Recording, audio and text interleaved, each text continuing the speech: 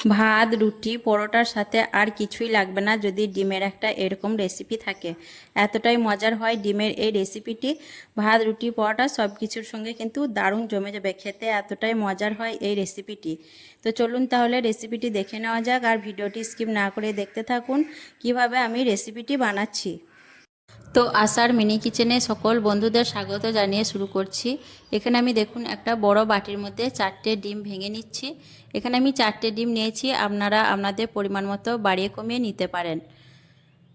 4টে ডিম ভেঙে নেওয়ার পর আমি দিয়ে দিচ্ছি সামান্য নুন, আর দিয়ে দিচ্ছি সামান্য পরিমাণ গোলমরিচের গুঁড়ো দিয়ে বেশ ভালোভাবে ডিমটাকে ফেটিয়ে নিতে হবে। ডিমটাকে দেখুন বেশ ভালো করে আমি ফেটিয়ে নিয়েছি। তারপর আমি গ্যাস অন করে কড়াইয়ের মধ্যে দিয়ে দিচ্ছি 3 টেবিল চামচের মতো সর্ষের তেল। আমি সর্ষের তেল দিয়ে করছি, আপনারা সাদা তেল দিয়েও করে নিতে পারেন। তারপর তেলটাকে ভালো করে গরম করার পর দিয়ে দিলাম ফেটিয়ে রাখা ডিম। তারপর ডিমটা যখন দেখুন একটু নিচের দিকটা হয়ে আসছে, তখন আমি খুন্তি দিয়ে এইভাবে করে একটু নাড়াচাড়া করে নেব যাতে পুরো ডিমটা বেশ ভালোভাবে হয়ে যায়।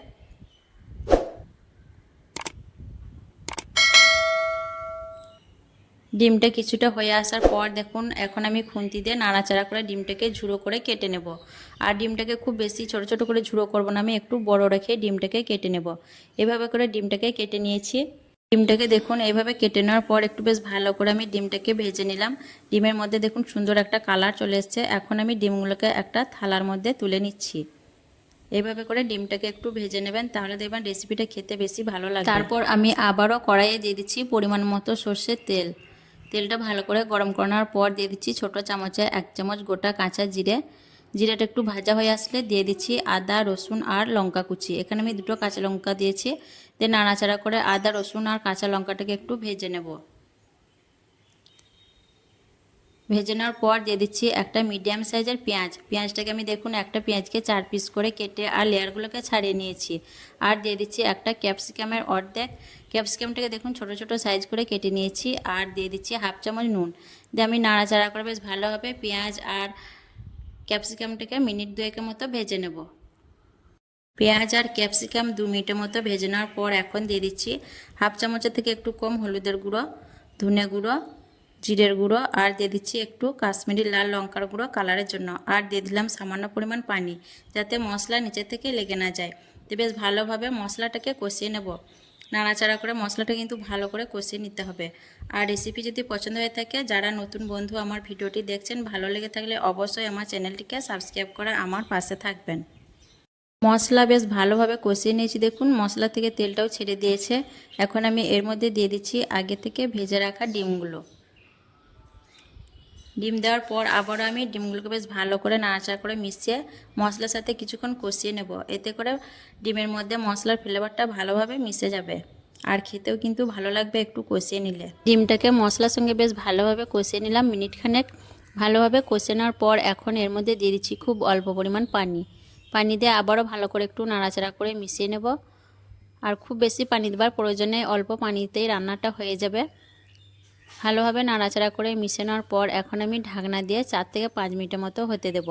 আর ততক্ষণ আমি এদিকে একটা সসের মিশ্রণ বানিয়ে নেব। তার জন্য দিয়ে দিচ্ছি 1 চা চামচ সোয়া সস, 1 চা চামচ টমেটো সস, 1 চা চামচ চিলি সস, 1 চা চামচ দিয়ে দিচ্ছি কর্নফ্লাওয়ার, আর দিয়ে দিচ্ছি খুব সামান্য পরিমাণ পানি। দিয়ে চামচ দিয়ে বেশ ভালোভাবে সবগুলো সস আর কর্নফ্লাওয়ার ভালো করে মিশিয়ে নেব। ভালোভাবে মিশিয়ে একটা মিশ্রণ তৈরি করে নিতে হবে। খুব ভালোভাবে দেখুন ফেটিয়ে আমি মিশিয়ে নিচ্ছি। বেশ ভালো করে মিশিয়ে নিলাম। তারপর আবারও এদিকে ঢাকনা খুলে নিয়ে বেশ ভালো করে একটু নাড়াচাড়া করে নেব। নাড়াচাড়া করে নিয়ে এখন আমি এর মধ্যে দিয়ে দিচ্ছি সসের মিশ্রণটা। দিয়ে আবারও বেশ ভালো করে নাড়াচাড়া করে সব কিছু মিশিয়ে নেব ডিমের সঙ্গে সসটাকে। আর 2 মিনিটের মতো রান্না করে নেব নাড়াচাড়া করে, তাহলেই কিন্তু আমার ডিমের রেসিপিটা সম্পূর্ণ তৈরি হয়ে যাবে। আর অবশ্যই এইভাবে একবার ডিমের এই রেসিপিটা বাড়িতে বানিয়ে দেখবেন, খেতে কিন্তু দারুণ লাগে। ভাত, রুটি, পরোটা সব কিছুর সাথে কিন্তু খুবই মজার হয় খেতে। এরকম ডিমের একটা রেসিপি থাকলে ভাত, রুটি, পরোটার সাথে আর কিছুই লাগবে না, শুধু এই ডিম দিয়ে কিন্তু খাওয়া হয়ে যাবে। তো 2 মিনিটের মতো নাড়াচাড়া করে নিয়ে তারপর আমি আপনাদের পরিবেশন করে দেখিয়ে দিচ্ছি। তো পরিবেশন করে দেখিয়ে দিচ্ছি, দেখুন মাশাল্লাহ কতটা লোভনীয় হয়েছে দেখতে, আর খেতেও কিন্তু অনেক মজার হয়। তো অবশ্যই একবার এইভাবে বাড়িতে বানিয়ে দেখবেন, খেতে কিন্তু দারুণ লাগে। ভাত রুটি পরোটার সাথে কিছুই লাগবে না, শুধু এই ডিম দিয়ে কিন্তু খাওয়া হয়ে যাবে। আর কেমন লেগেছে অবশ্যই কমেন্টে জানাবেন, ভালো লাগলে লাইক করবেন, শেয়ার করবেন, আর আমার চ্যানেলটিকে সাবস্ক্রাইব করে আমার পাশে থাকবেন। আসবো আবারও অন্য কোনো রেসিপি নিয়ে। সকলে ভালো থাকবেন, সুস্থ থাকবেন। আল্লাহ হাফেজ।